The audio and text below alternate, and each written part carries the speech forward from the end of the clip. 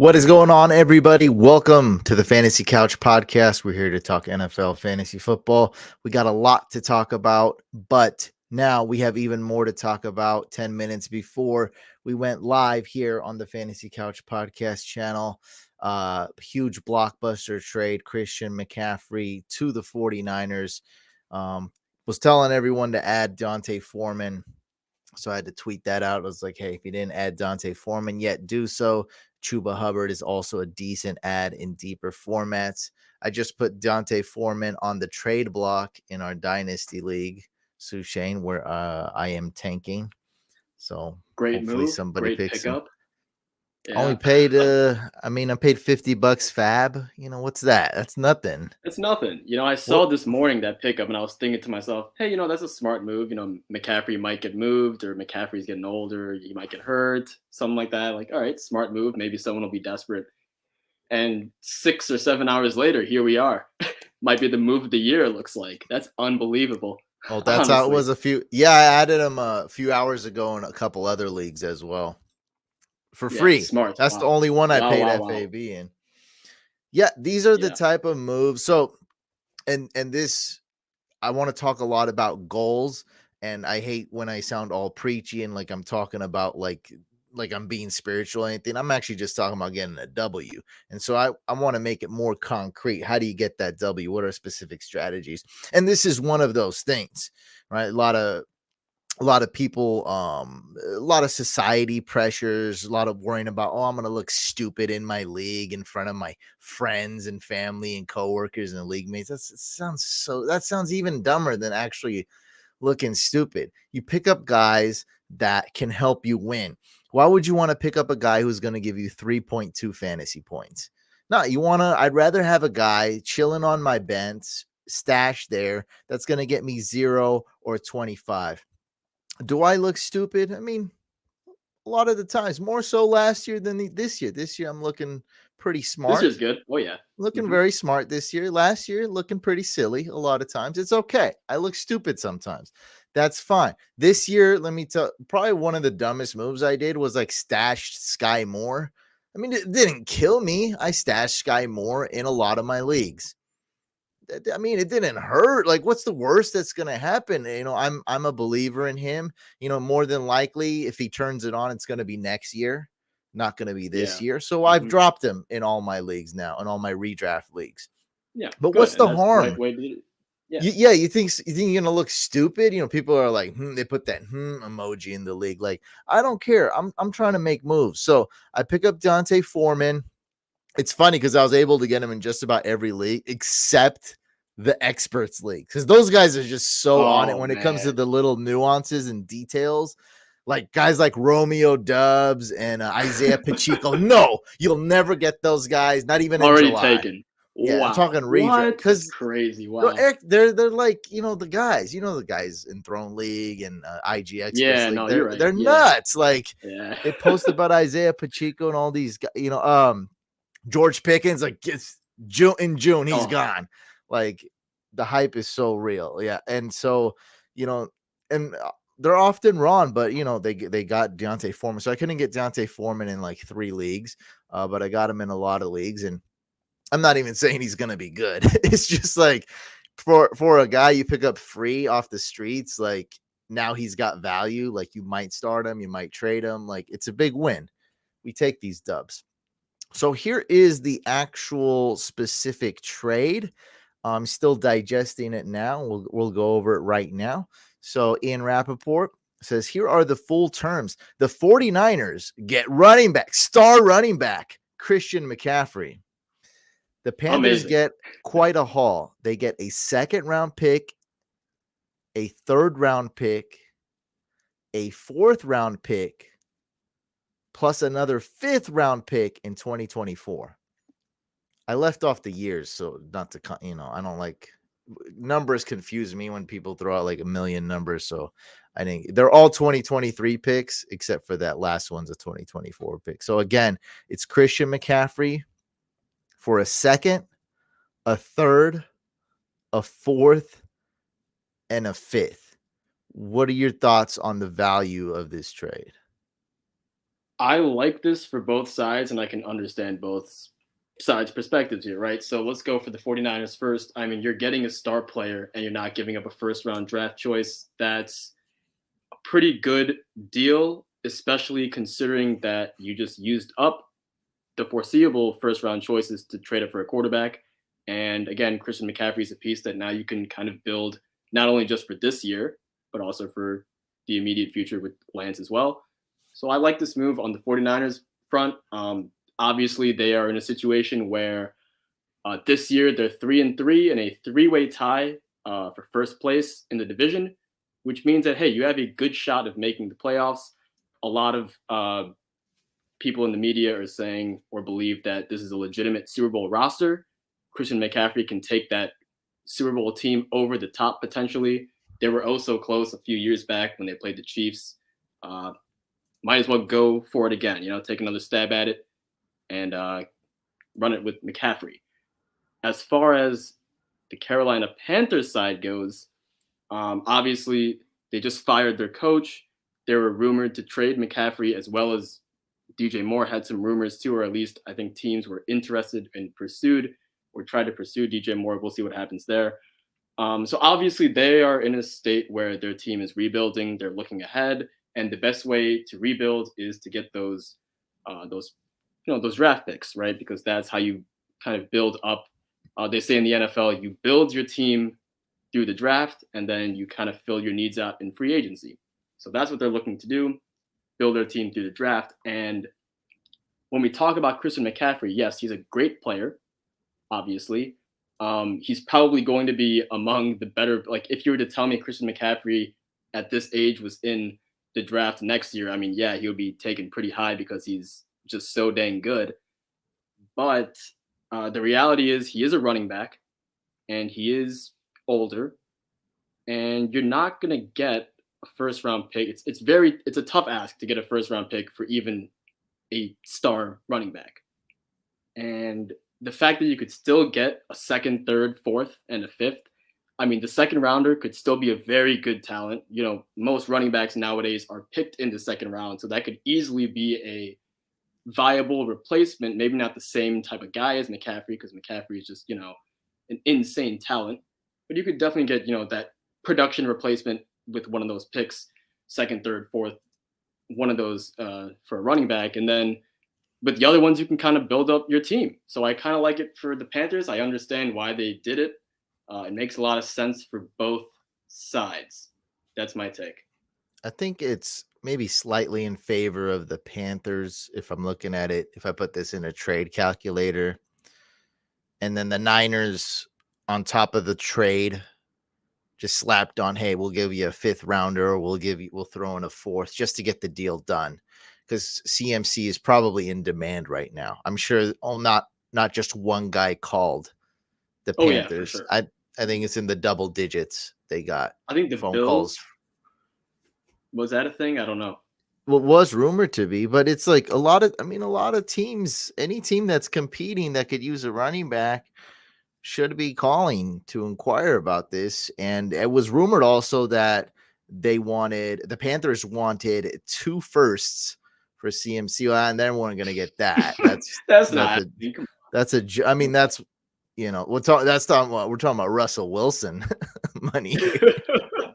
That's like what you would trade to go get a franchise QB, not a running back. A lot of people saying funny things here. It's this is just regular people on Twitter, but some people think it's funny because when you hear news like this, you have to overreact. That's a society. Everything has to be black and white. So half the people are saying Niners gave up nothing. Well, this guy's got a Ram shirt on. He's probably just hitting on the Niners. Yeah. He's probably gonna be mad at any tweet. Yeah. Any tweet on Twitter, he'll probably just hate. And we got this is I'm just looking. I didn't know that. This is hilarious. Oh my god. I gotta just tweet this. It's just a tank, a Panther. It's a tank, like the vehicle, but it's all in the Panthers colors with the Panthers flag. It's a blue tank. Obnoxious Panther blue tank. Is Robbie Anderson a janitor? I don't even know what's Oh, going on. baby. I just wanted to show that half the people think this is a terrible trade for one side, and half the people think it's a terrible trade for the other side. I think it's close to being fair. Like I said, I think the Niners gave up maybe a fourth or fifth too much, but that's the type of things you got to do. You did that with me in the Dynasty League. You threw in a Rondell Moore. I forgot what the trade was, Exactly. but you just threw in a Rondell Moore on top of the trade, little cherry on top to get the deal done. Now I don't know what to think about that, but I did like Rondell Moore. I still like him. He's not an alpha guy. We'll talk about him.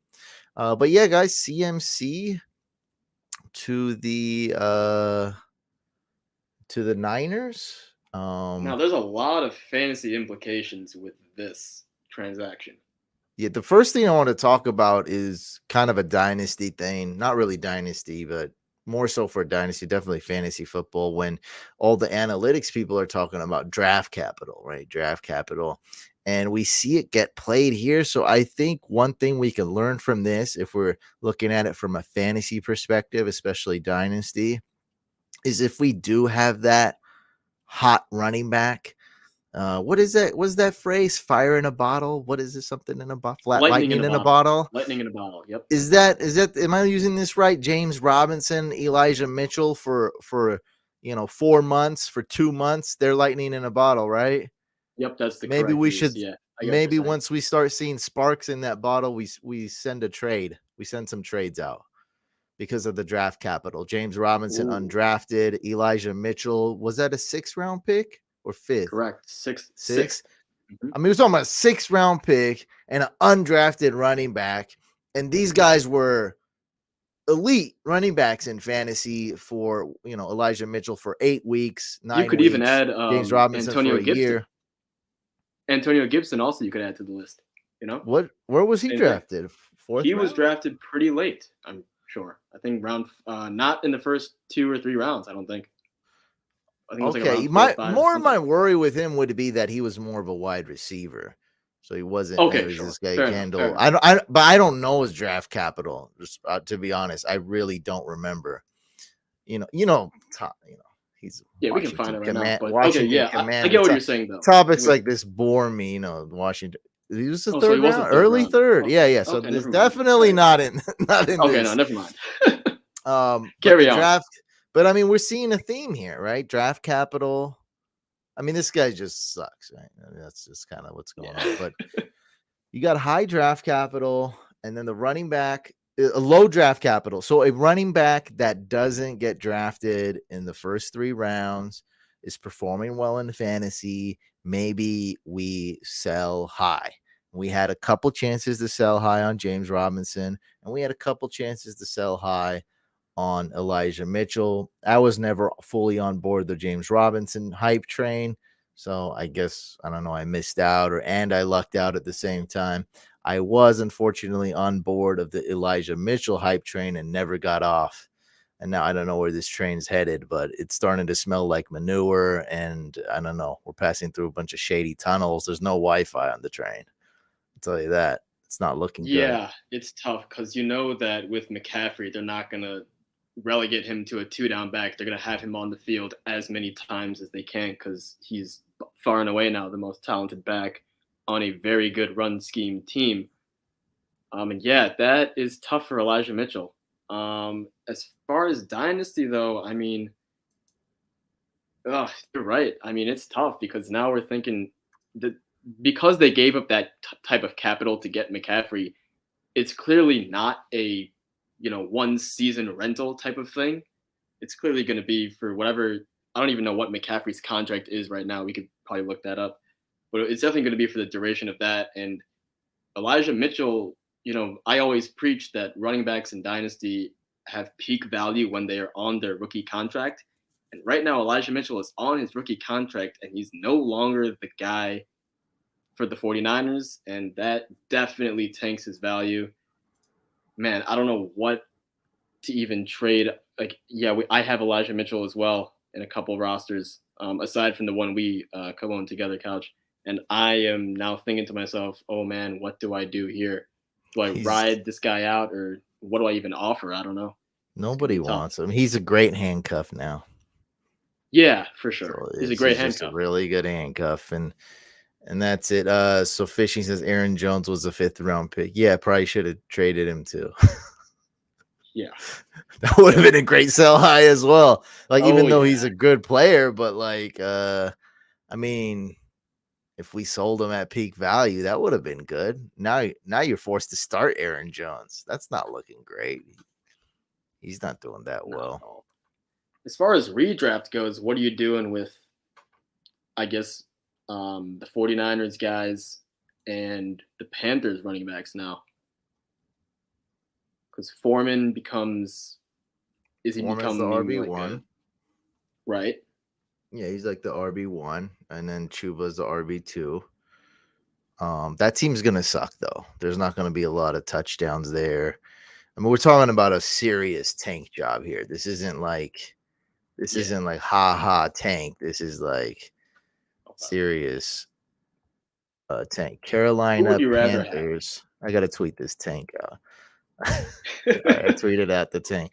So would you there's some rather new have? Let me ask tweets. you this. There's some Okay, new for sure. tweets by Ian Rappaport. I gotta read these. This is very important. All right, so well, I'll just sum this one up. Christian McCaffrey is traveling tomorrow to his new home. So he'll be flying out here, which is great. And he'll probably play Sunday. Expect a red zone package, then he'll ramp up from there. So will be playing more than likely this For week. those It's fantasy points, baby, the crazy. touchdowns.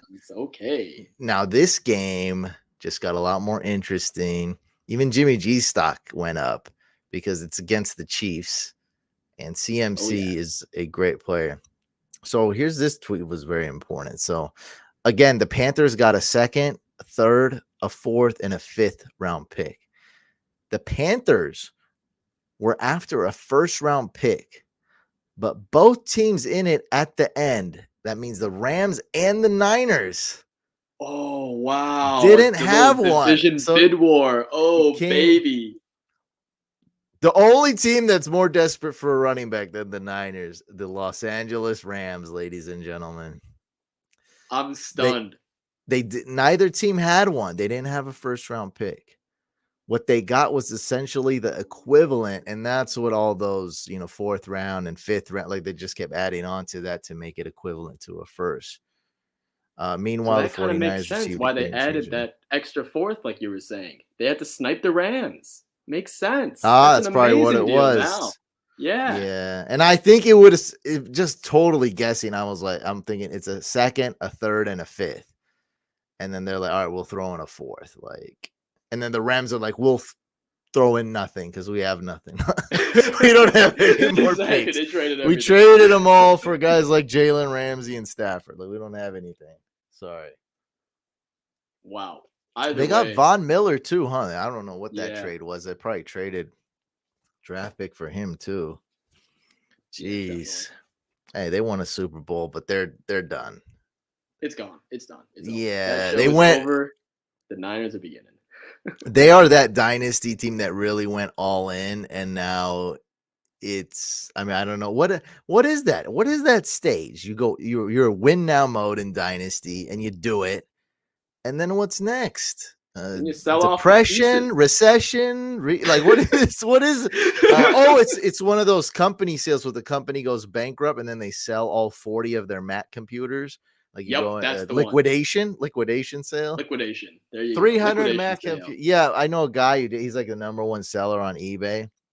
And so like he's partnered up with this guy. They go into the liquidation sale, like one of these tech companies in NorCal goes bankrupt, like a creative company, and they just buy like 300, 400 Macs for like 50%, 70% off.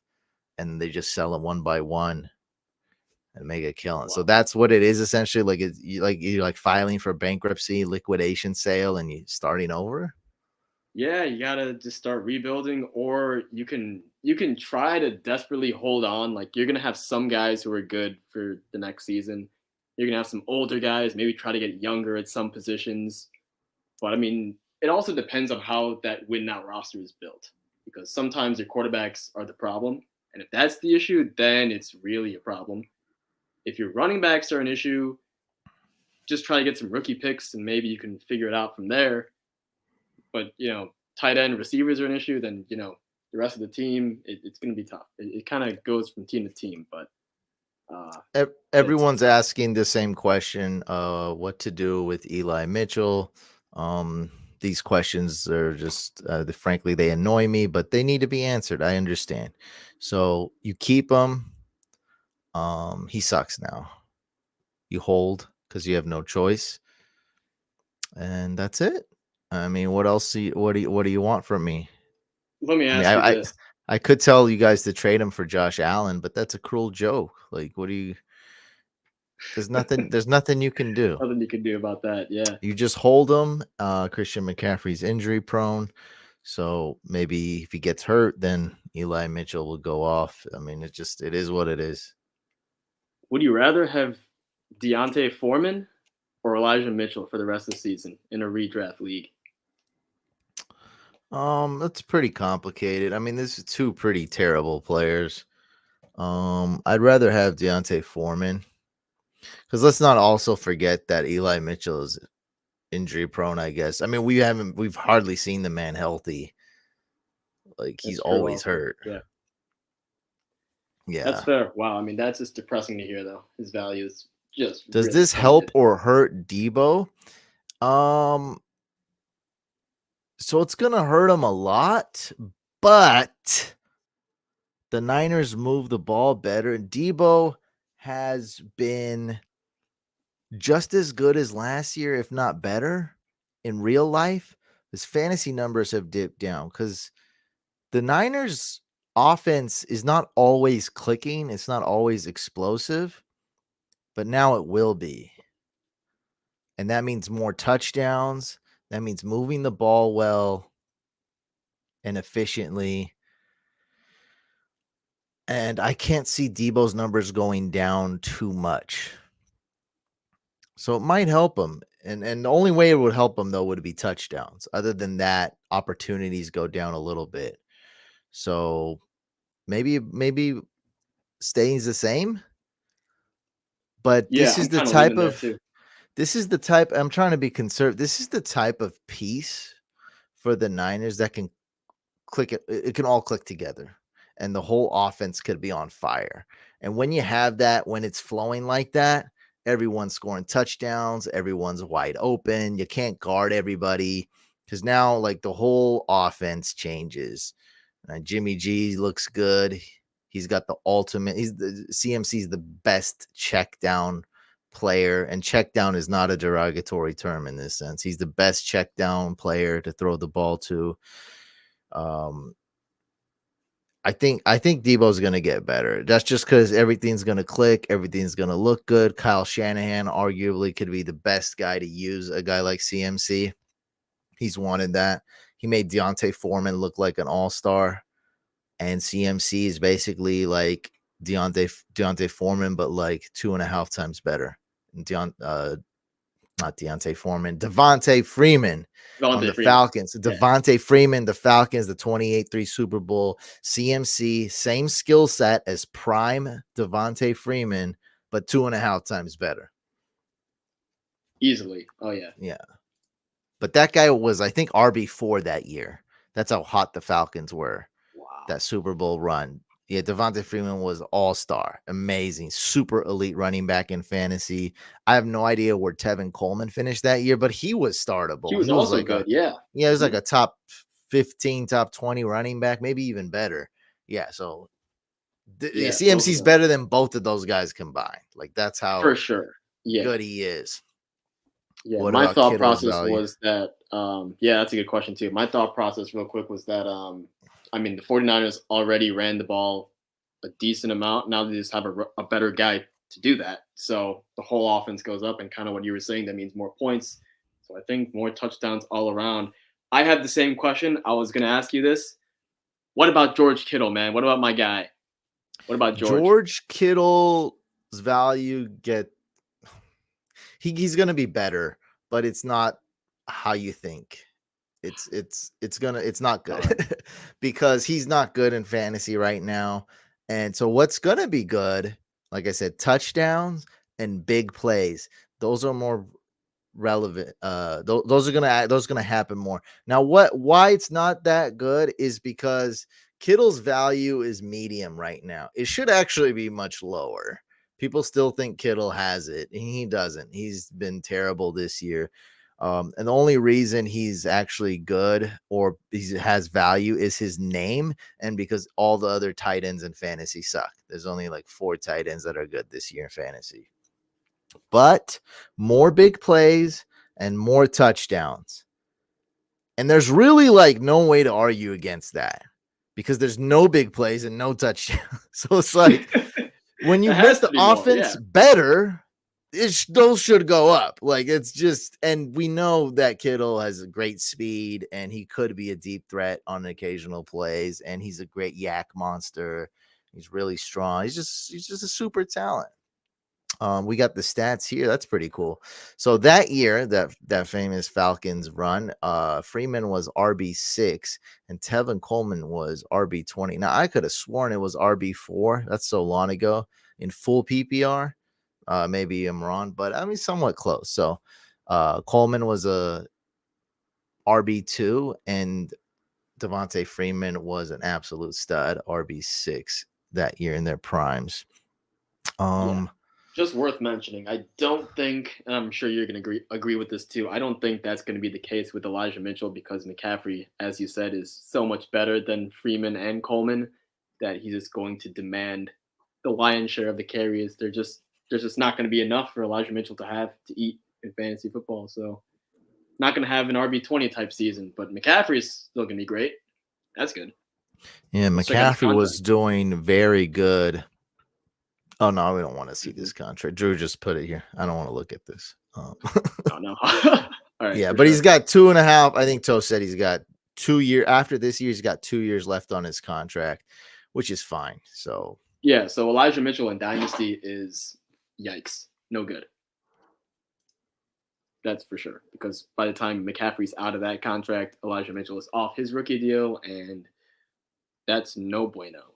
yeah, I mean it sucks, but I have Elijah Mitchell in 2 dynasty leagues.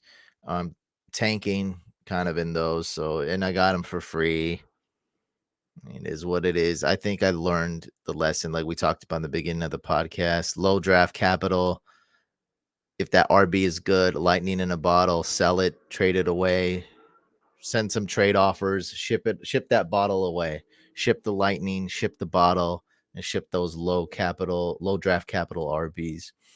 All right, we are talking about the stuff I had planned, and then that stupid CMC trade happened, just ruined our podcast schedule.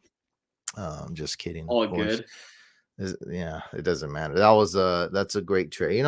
Niners Super Bowl chances went up a lot. That's all. That's great. Most of the leagues that I drafted Elijah Mitchell and redrafted down the drain anyway. So I mean, I'm not that sad. If I hurt your feelings and you have Elijah Mitchell and you ask, what do we do with Elijah Mitchell? I'm sorry, but I keep it straight with you. You're screwed. Like, what are you gonna do? I mean, there's nothing. There's a, there's a people. It's What do we tough. do Yeah. with Kyle Pitts? You know what's funny about Kyle Pitts? We're gonna talk about him. Like, there's some idiots that still want him. So if you have there's like 5% of people that are still interested, but the rest of us who aren't in a league with a bunch of idiots, it's bad. It's over. It's Anyway, over for redraft. It's over. it's Right. bad. All right, so we have a tale of 3 Moors here, and you're Oh, quite the this is more depressing. expert. Okay. You're quite the Okay. more expert, I would say here. Sure. All right. You're definitely a more expert. So on the left we have DJ Moore. Now, do you think he's gonna get traded? I hope he does. I don't think he will because and this is kind of more of the position thing. When you are rebuilding, it's better to trade the running backs. It's not just for dynasty; that's for the NFL too. And receivers are one of those positions that are hard to find. DJ Moore has proven to be a good one. He's still young. He's still ascending.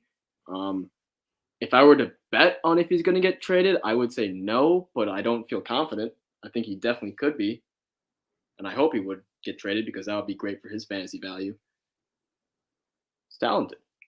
Yeah, I don't think he's gonna get traded at all because in this league you need like 3 good wide receivers, and Hmm. you're gonna need to start getting them at some point. So it's better to start with 1 than to start with like 0.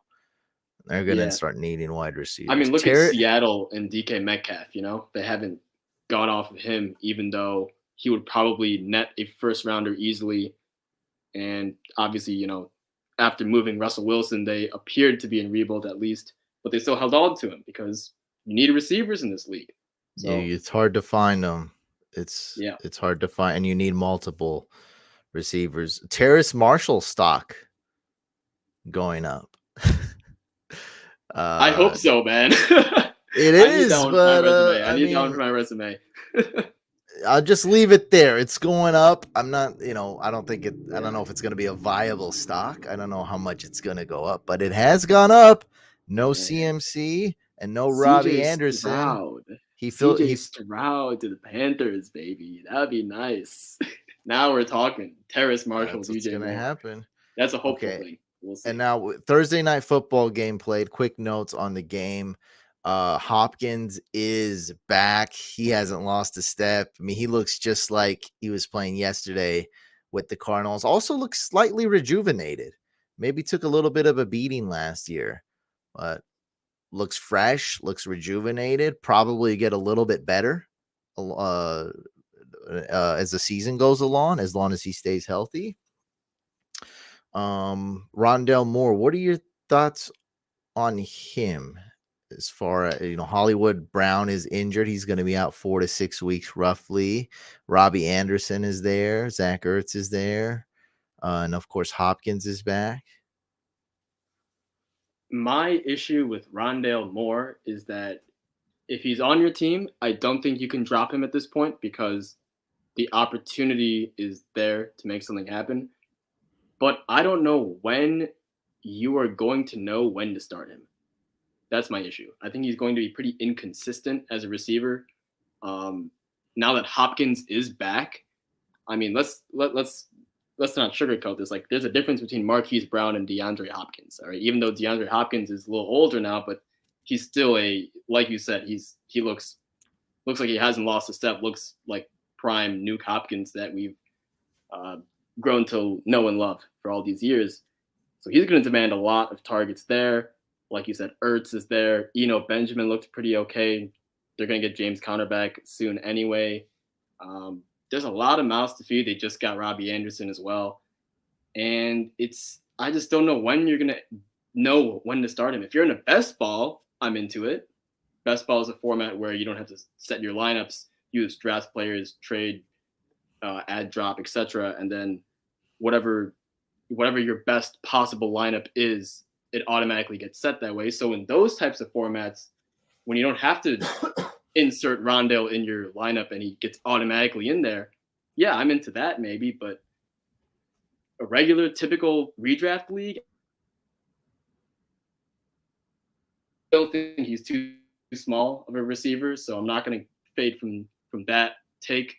So not into What about Rondale too much in Dynasty? Dynasty. You don't Yeah, like him in so Dynasty not either. too much. Yeah, he's too small for me. It's not gonna work. Yeah. So I have Rondell Moore. I like the talent, but just being realistic, in a league where you start 3 wide receivers in a flex, that's cool. I'm starting him in the wide receiver 3 spot. But that's it. I can't even expect wide receiver 1. I can't expect wide receiver 2. He's just not going to help you win. He's Yeah. a depth piece.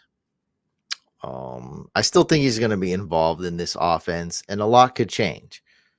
Hopkins, I mean, how long is he going to perform there? Hollywood Brown, he could get hurt. Like, a lot can happen, and Rondell Moore is trending up.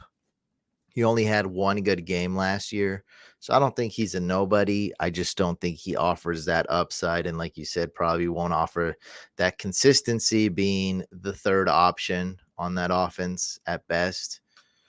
And then we have the worst of the 3. And my favorite of the 3.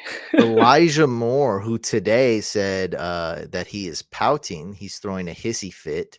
He doesn't like what's going on, and he wants to be traded. Thoughts? Please, Green Bay, if you're listening, anyone from the Packers organization, make the move for Elijah Moore right now.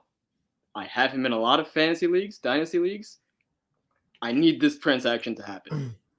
I don't want this to happen, Couch. I need this to happen.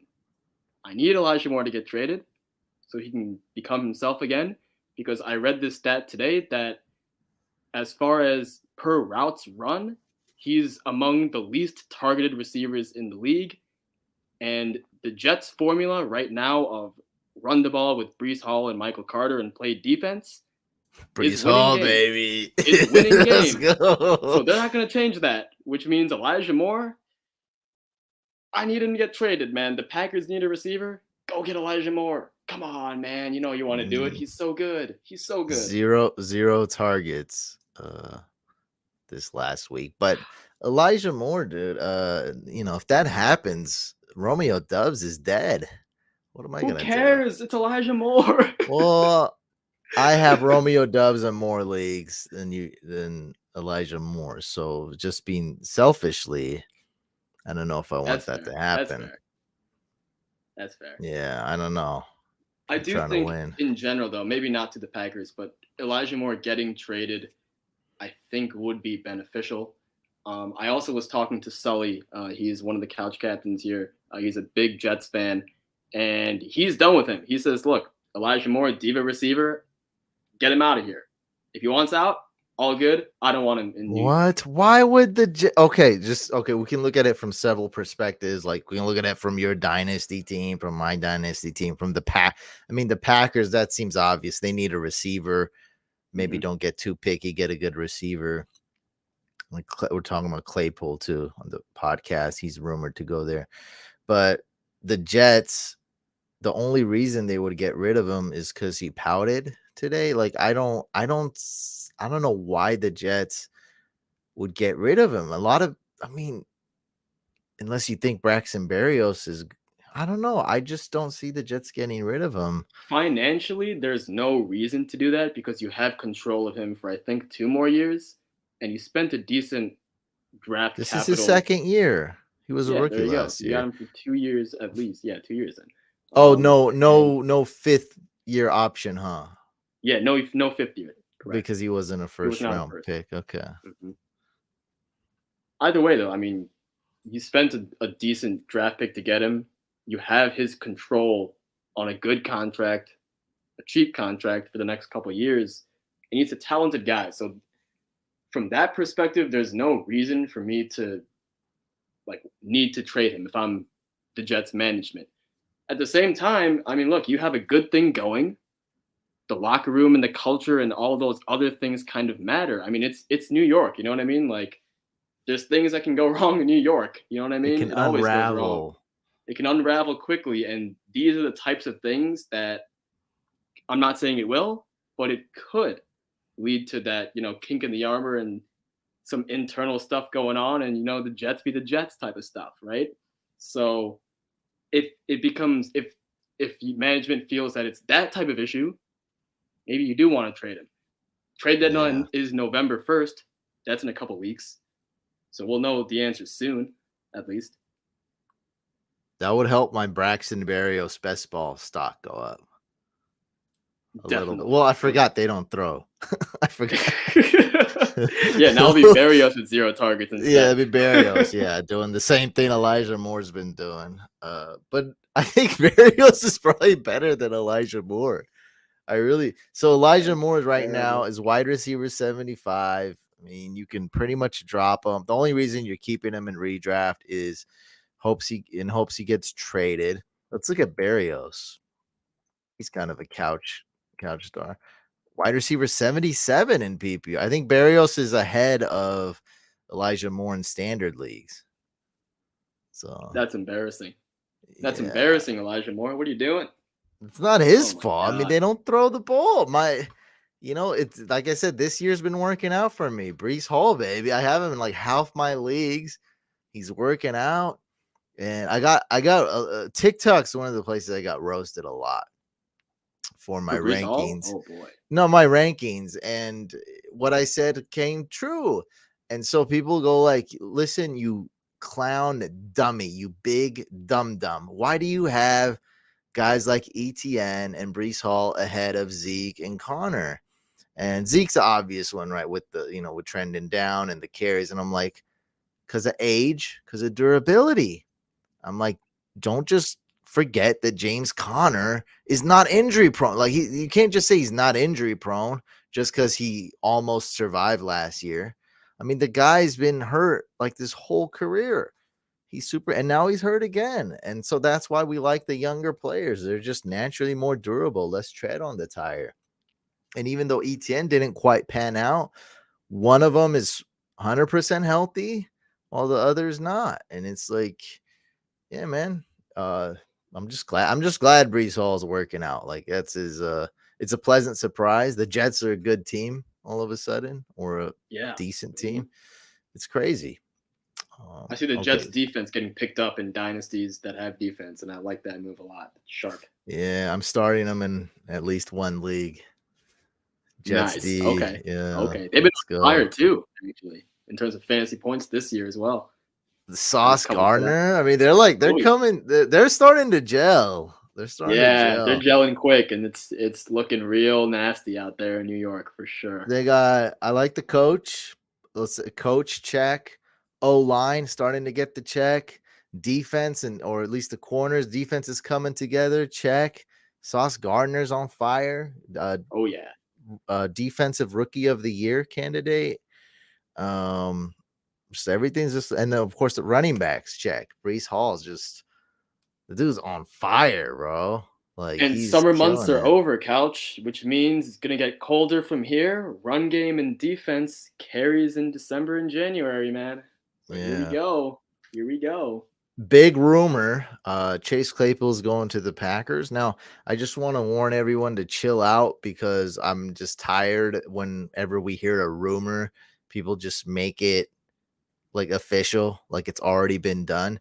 And thanks to Clutch Points here, we have a terrible Photoshop. I'm sure this has been done in 4 seconds. Chase Claypool in something that resembles a Packers jersey. I mean, like, what are you guys doing? I don't even know what this is, Ugh. but we have It's a kind of terrible. there, not really. I don't know. Oh boy. Yeah, I mean, it just goes to show you, like, this is like the world we live in now. Like, it's been done. I talk about this so many times, but like, I was getting harassed. Like, this wasn't even like annoying. Like, it was like harassment, and like people were just going crazy. And like, I'm not saying like it's bad or like I'm not like, I don't care. Like, death threats. It's the internet. Like, death threats and like water. Like, it's, I'm not saying it's not a big deal, but like I was literally getting harassed though everywhere too. I couldn't even hop on my own Discord. I couldn't even hop on the captain's channel, private channel on my own Discord server. Mac Jones to the night. Like, Mac Jones was a 49er. This was going on for Oh like over yeah. 2 weeks. That's harassment. I just go and be like, hey, I got this new cheeseburger. Ah, Mac Jones. I'm like, bro, like, is that even like, I didn't want to talk about football for a second. Like, there's no games going on. No, Mac Jones is a Niner. Oh my bro, I've seen the betting odds. I seen a Mac Jones in a Niner uniform. Just people just would just DM me out of the blue, just all caps, LOL, LOL, LOL, LOL. Like, it wouldn't even be a topic. Like, it's just constant harassment. Mike was texting me all the time about Stafford. Like, Stafford's going to the Niners and like this and this. Like, and some of this stuff is like, some, like, of course, the Mac Jones one was more so BS, but the Sure. Stafford Right. one was more so real. It's just that I think Shanahan was like in Mexico or something on vacation and didn't even have time to look for it. Rams jumped on that right away before Shanahan even had time to, turn on his DVR and look at film. But there's just rumors. We all like, it's pretty obvious the Packers need a wide receiver. And although Elijah Moore would be great, I think this is kind of the type of wide receiver that could really help them, would be a Chase Claypool. I mean, they do have Christian Watson, but it's like, I know he's still rookie. He's very raw. He's been hurt. He hasn't had much time to practice and play. I don't know. Now that I'm thinking about it, I think I think Elijah Moore would be great. Chase Claypool would Yeah. be great. I I think mean, the idea anything. is the receiver is going to be with Aaron Rodgers, and they need a Yeah, receiver, so the targets are going to be there. But I do like what you're saying about Chase Claypool is a better fit because they have um, like they're Cobb, yeah, they who's like hurt, Randall Cobb a but lot, who's a slot. Yeah. And they kind of desperately need a real replacement for Devontae Adams, who was their ex receiver. Basically, Chase Claypool would be whatever Christian Watson's upside was, that would be what Claypool would become in that offense because he would be their big body receiver, probably play the X position for them. So that would be as far as who would be uh, whose value in fantasy would be higher if they went to the Packers. I would say Claypool over Elijah Moore for sure, just because Elijah Moore is a slot, while m- Claypool he can play in the slot, but he's also a little bit of a thicker frame, can play outside as well. So maybe Elijah Moore though, because Claypool's kind of a wild card too. Claypool that's has that true. Mentally, upside. The yeah, upside, well, with everything, like you upside, can see it upside. on the field too. He has that upside, no doubt. Like he can ball out. He might even put up a couple Devontae Adams type of games as far as the numbers goes. But also, like I wouldn't be surprised like if he just didn't work out. Like, Yeah, would you no, be shocked? Like, oh, this didn't work out. Like yeah, he could this. be like one of those like Juju, freaking Antonio Brown types, just off Yeah, his it rocker, could. mentally crazy. It could happen. He's No, already, not even just not like locked all, not in. even that crazy, but like, I mean, things have to click. I mean, you can't be celebrating a first down when there's 4 seconds on the clock. Yeah, he's just Like not stuff locked like in, that. That's the problem. Yeah, exactly. I get you. I get you. He's And not there's and low it's not just tolerance. mental. It's a lot like it's a lot of things. Like He's a Matt diva. That's what LaFleur, it is. that too. But Matt LaFleur's offense might take some time to learn that. Like it's not, and might take some time getting adjusted to Aaron Rodgers. Like there's a lot there, and we've seen a lot of question marks with Claypool. That's all I'm saying. I'm talking very general, and I'm just realizing there's a low floor and a high ceiling. If Claypool gets traded, look, his stock goes up. Rodgers' stock goes up. He could be a good receiver there. He's going to help out the offense for sure. Help spread the field too. That's good. I guess my point with this is just this has not been done yet. This makes sense. I'm sure the rumors are true. They've been calling Claypool. They've been inquiring about Claypool. The trade makes sense. The Steelers locked up Deontay Johnson. Therefore, maybe they could trade away Claypool. Like everything makes sense, but don't, it hasn't happened yet. Maybe they make the trade that Sushane wants. Maybe they go get Elijah Moore Yeah, you never know. And you instead. never know who might swipe or try to snipe for Claypool at the last moment. Maybe they get word of the Packers want Claypool and some other team who's contending. I don't know, maybe like the Vikings or something or someone else. Who knows? I don't know. Just comes in last moment and says, "Hey, nope, we need that receiver because we think we can win a Super Bowl. We will give him that extra fourth round pick." You never know. You never know. So Only yeah, the Niners do that, but only the Niners though. that's for CMC. I don't think Claypool deserves it. I don't think he Yeah. deserves the extra for it. But we'll see. All right, Yeah. guys, we will answer your questions at the end. We have a lot to talk about still. Lots of good topics. Ezekiel Elliott and the Cowboys face the Lions, okay? Week 7. Facing the Lions is fantasy gold. Everybody knows that. Everyone, what is it, 28th against the run and then tackling percentage, DVOA. Like, who cares about all these numbers, right?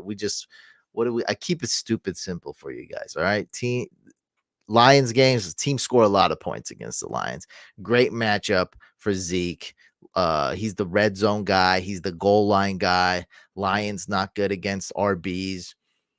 If you wanted to trade Zeke, he hasn't been that bad the last few games. He does better with Dak. Now, these are all selling points, all right?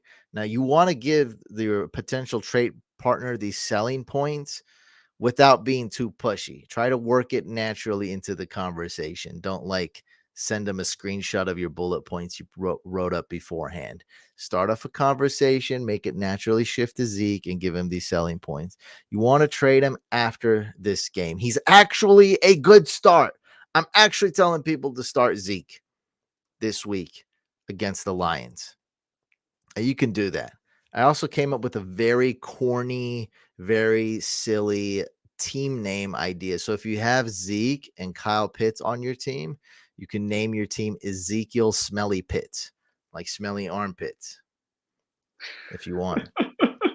Now, how about if you have Kyle Pitts, Shane? Are you're just dead, right? You lost it. If you It's already over. lost, should you give up and read? Should you really give up? I never give up. Should you give up? I also never. Well, I don't have Kyle Pitts in any leagues. I don't know how it feels. the thing is, for tight ends, because the position is kind of volatile and there's only 3 or 4 good ones. I mean, you could probably still get a decent streamer type option off waivers. Like, honestly, I think now at this point, if you held on to Pitts, you kind of held on for a little bit too long, but you could still probably find, I don't know, like one of the Seattle tight ends, like Disley maybe is on waivers, like a 10 Noah team league or Fant's something. better. Noah Noah Fant's better. Fant, if he's available, he's probably rostered though, but if he's on waivers, sure. Um, but yeah, just because the position's a little bit replaceable, you could it's not gonna kill you as much as Elijah Mitchell, for example, because running backs, even though the running back position as a whole has not been that good, it's tough to replace that type of guy on your roster. Whereas tight ends, you can just get Mo Alley Cox the day he gets 21 points and you're good to go. You know. But yeah, it's tough. If you drafted Kyle Pitts, it's tough because you could have drafted someone else who actually did well, produced more points.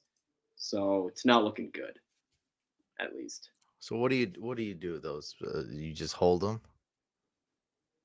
In a dynasty, in a redraft, in a dynasty, Well, you're dynasty absolutely is holding it, maybe different. even buying. Yeah. Let's not talk. Yeah, dynasties. Yeah. Okay. No, Oh, yeah. in Yeah, a that's right. in a You redraft, were I'm you were dropping him talking 3 weeks about ago. possibly Yeah. trading for him in dynasty. That's right. Hmm. Ultimate buy low. I don't think people are willing to sell in dynasty, but No, I'm not. Which yeah, you know what I mean. means Like, weren't we trying to get DJ Moore? Like, it's not easy to get DJ Moore in dynasty. People have a lot because more the smarter conviction. people know you're buying low. That's the problem. It's No it's one a wants to sell different low. beast. It's like, I'll take the L this year. They're still next year. Like they're just not willing to remember, like we were trying to trade for like Trey Lance and we found like a random stranger in that high stakes league who likes Trey Lance as much as us. Like what a freak. Thank God he said no.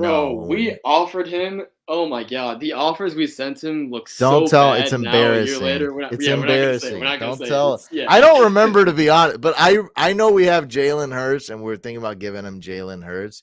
And Yeah, thank God this guy said no because we have Jalen Hurts now, we still have him. still, Yes, exactly, which is exactly. great.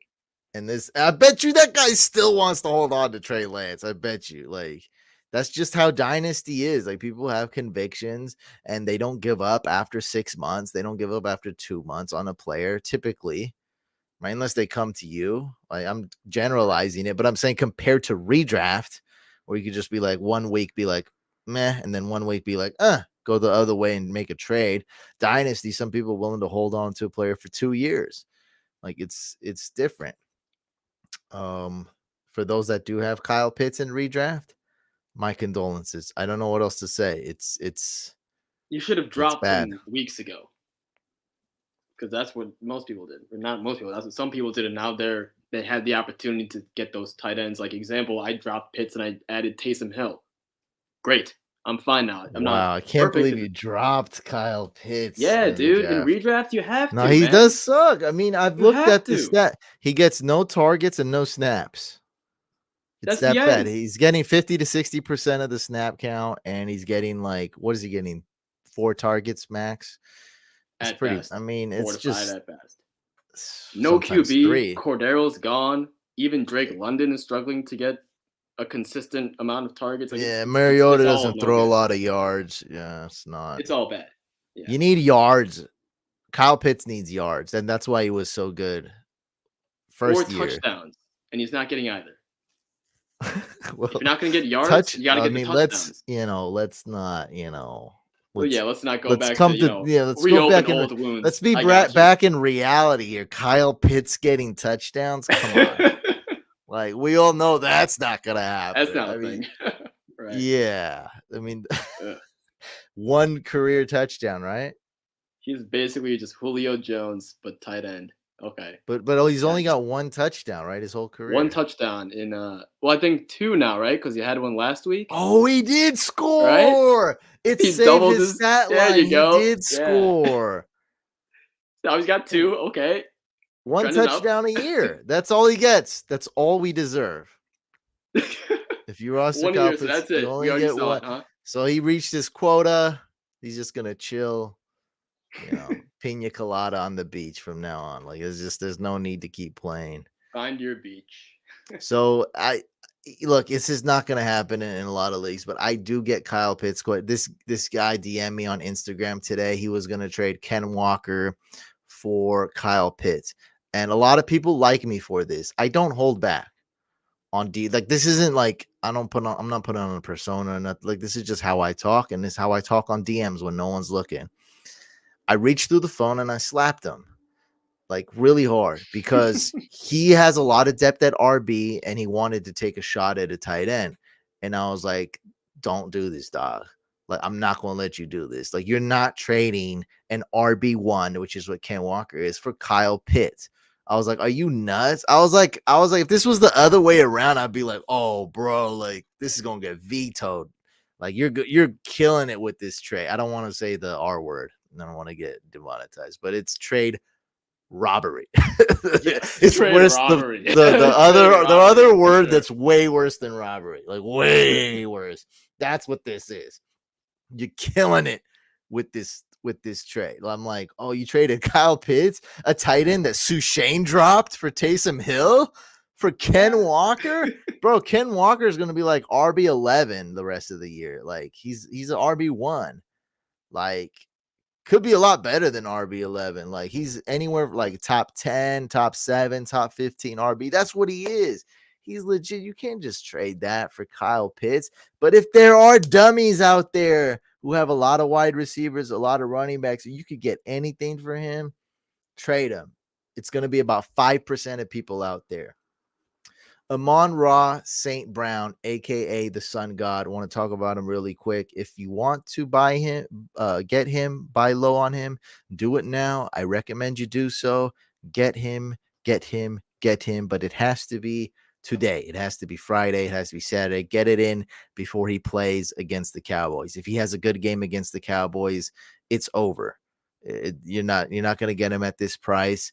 And I can't, honestly, I can't believe it. But that Kyle Pitts trade, I've seen that pop up a few times. People still want Kyle Pitts. Super minority, though, 5%.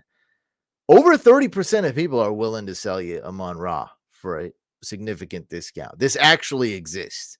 Really? It's actually there. Well, think about this, Shane. Wow. What was his price after week 2? Pretty high. Sure, it dropped a little. Oh, well, yeah, high. It dropped a lot. That's my point. And I'm saying Right. a third of people, for them, and it dropped way more. So That's his price crazy. was here, it dropped here, and I'm saying for some people, it dropped even more than that. So 1 out of 3 Amon-Ra St. Brown owners are willing to sell you at an extreme discount, clearance price. Right now, he's I'm on jumping at that sale. opportunity. Oh my You god. got to get. I mean, if you can get him for cheap, that's great. I trade my RB4, my RB5 for him. That's incredible. I do a package deal. That's great. You can even include DJ Moore still being involved in package deals. I have an advantage because people DM me. I actually read the comments. These are real trades happening in real money leagues. Not a lot of other people get to see these type of things. By the way, we do have a interruption in the podcast. We have a donation. Graham, thank you so much for the donation. We're going to answer your question right now. You hit us up with a super chat. You interrupt the live podcast show, and all attention goes to you. Yo, start Melvin Gordon or Brian Robinson. Oh God. This is so bad. Team is Rogers, Eckler, ETN, Lockett, Waddle, Andrews, Flex. So, are you saying you have no other options? Is legit any other option? I would start there. Looks like he has no other options. That's 2 running backs and 2 wide receivers. I'm counting. So he's just asking, should he start Melvin Gordon or Brian Robinson at flex? Now, my friend, both these options are terrible. I have no solid information on Melvin Gordon. I have a theory about what's going on there, but the short answer is going to be Brian Robinson. He's the RB1, and I'd rather start the RB1 than what's Melvin Gordon, the RB none.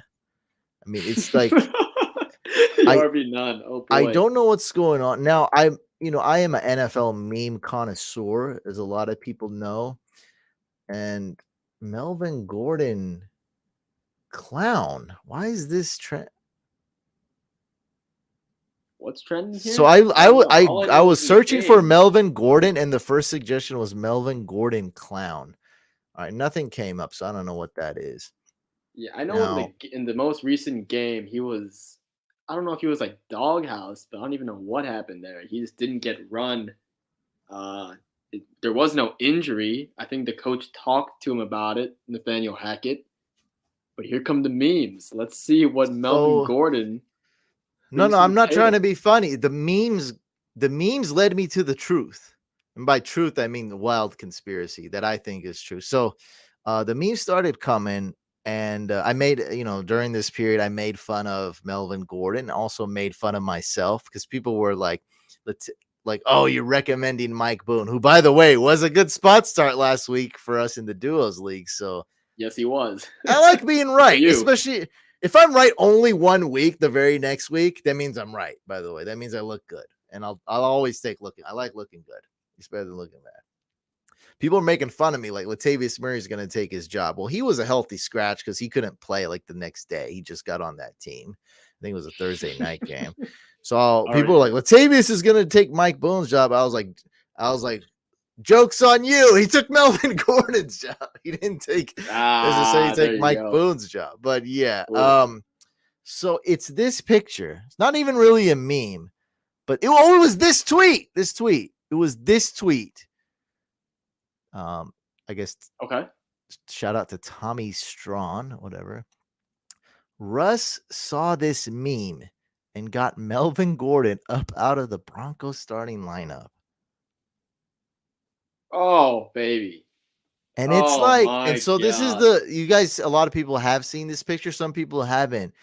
And this is from a week ago or 2 weeks ago. So Russell Wilson was playing really bad.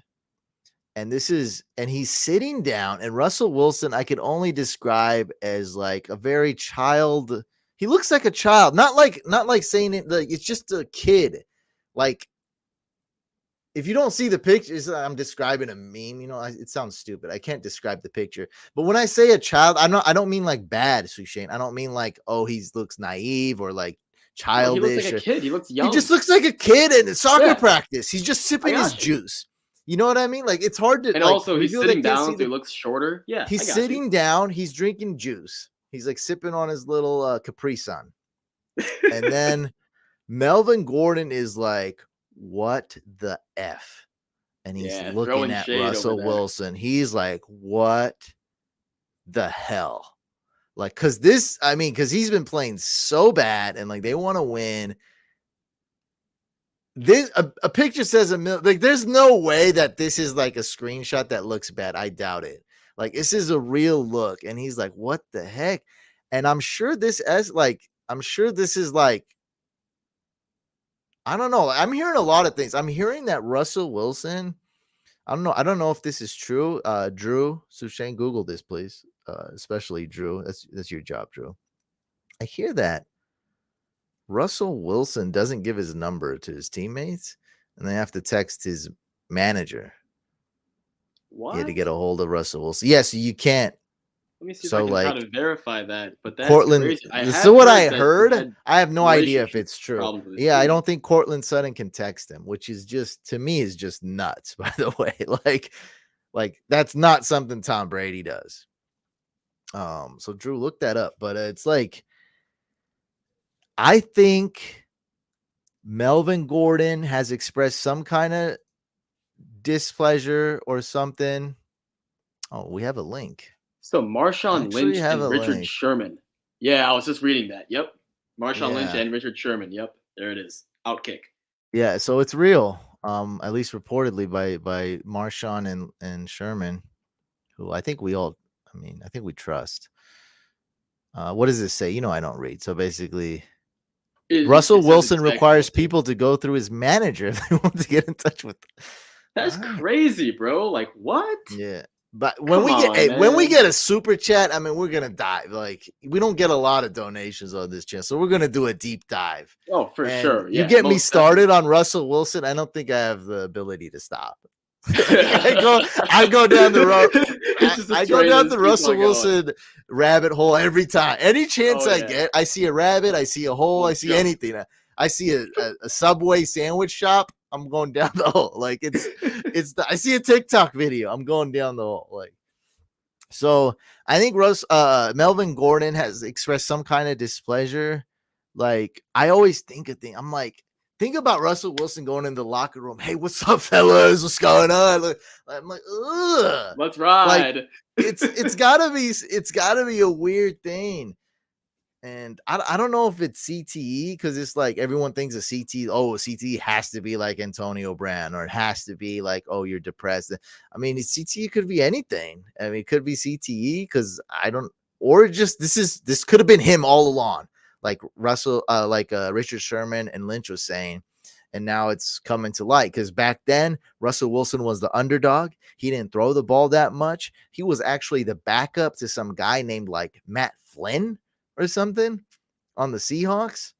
Mhm. And we all love the underdog. That's the story. Everyone loves the underdog. And that's what Russell Wilson was. And he hand the ball off and he make plays and he was a blue collar guy. But now he's the big money guy, right? He's supposed to be, the next franchise. He's supposed to be the next Brady, the next Peyton, supposed to win a Super Bowl, the next Luck, whatever you want to call it. Now he's not the underdog anymore. He's a big money guy. He's getting 250 mil from the Denver Broncos, again, 250 mil from Subway. He's doing cringy commercials. The And expectations are way high now. I And think that's how this we is it. go. I think this is our answer. By the way, this is my conspiracies, my theory. I think Melvin Gordon expressed something, and that's the reason why he didn't play the next game. I mean, do you Hmm. have any other reason? Like Twitter went crazy. Like some Latavius Murray, I think he's a 32-year-old guy off the streets. Like that's what like Twitter was going nuts. A 32-year-old guy off the streets just signed for a week, took over Melvin Gordon's job. Makes no sense. And fantasy owners were going nuts because this guy was taking away carries from Javante. And now he's not good enough to start over Latavius, who's only been on the team for a week. It's his Yeah, first, that's Latavius's first game. it looks weird, man. That's for sure. And I did hear, I think something about like a shoulder or some upper body injury, maybe, but like it wasn't serious. And obviously, he was still dressed and still, uh, obviously, he played a little bit, but still, like it's ridiculous that a 30-year-old guy, Latavius Murray. I was watching, I think, the ESPN podcast that Field Yates does with the other guys. They said a funny comment that Latavius Murray must be killing it in those interview rooms when he's getting a job with an NFL team because it just seems like this guy just keeps on coming back and getting a role with every NFL team, even though the guy is just seemingly just old as heck. But it's crazy to me. It doesn't seem right. There's definitely something funny going on here. And I mean, seeing this picture and hearing the theory, I mean, I can't say you're right, but I cannot say you're wrong. You know, it's It's literally possible. the only thing that makes sense, though. There's nothing else that makes Nothing sense. else makes sense. It does not make sense Um, for sure. how could we do it? This is all Amon C and Ra, C. trade for him. One of the coolest, we'll answer your questions at the end, guys. One of the coolest podcasts we did was where we went over all these leagues. I'm not going to list them all, but there's a lot of leagues like DFS, Best Ball, Devi League, one of your favorites, Campus Oh to yeah. Canton, Ooh. Contract League, where you worry about money, salary caps going up, Guillotine League, one of my favorites, Vampire League that I'm in, low maintenance. I like that, saves me time. Bunch of different types of leagues. And I did go on I did another podcast where I talked about fantasy football goals, right? I have a cardboard paper in my room where I wrote down my goals. One of them was to make $1 million. Like, a lot of people can think that stuff is dumb because there's a lot of people they're quick to say you're a loser and you're never going to achieve your goals. However way they want to tell you that. I'm just telling you right now, heart to heart, it's okay to write down your goals. Don't worry about what people think, whether in life or in fantasy. And I do have I even wrote a book called it's a free ebook called The 10 Commandments of Drafting. I got a lot of goals there. Like when you're drafting, like don't eat wet chicken wings and get your hands on other stuff and concentrate. Like no one makes dope decisions when their like hands are all sticky with chicken wings and this and that. But I wanted to give you guys not just like a bunch of stuff like that. I want to give you guys like concrete, real strategies. Because before I was giving you goals, like write down your goals. Like what is your goal in this dynasty league? What is your goal in this redraft league? Of course, like another way people say, like, oh, this is dumb and like blah, blah, blah, like shut up is like, my goal is to win, LOL. Like that's what people write. And I'm like, write down your specific goals, right? Like my goal is to make $1 million. But how am I gonna do that? Right? Like I don't want to do it the illegal way. I want to do it the legit way. So how am I gonna do that? I'm gonna write down some things, like ways to do that. So obviously always the goal in fantasy is to win and to have fun. Like that's always the two goals. And if you're not doing either one, then You're not doing you it maybe right. shouldn't do That's for fantasy. sure. Like that's not do fantasy. Yeah. I mean, so one funny goal though. So I wrote down all these goals. They're very specific. These are basically fantasy football strategies. But one goal that maybe we should have is to move your league to sleeper. And we found a screenshot of ESPN today where everybody was on bye in the Thursday night game. Shout out to ESPN who watches my stuff and copies me. I mean, how greedy do you have to get? I'm just I'm just a dude with a For real, beard. right? Like, leave me alone, ESPN. But yeah, maybe you guys should switch over to Sleeper, the best platform. We switched over to Sleeper. If you play Dynasty, it's got to be on Sleeper. They got to get your contracts though. I don't think they'll ever do that, or not anytime soon. They got to Yeah, get your contracts is gonna contracts be out tough there to put in. for a mobile But app yeah, type I of mean, thing. Yeah. well, the thing is, you can put a nickname. So, like example, speaking of Elijah Moore, I have him for 3 years, $6. So You use it's nicknames. on there, you know. So the nickname it works. Everyone can see that Elijah Moore is on a 3 year deal for $6.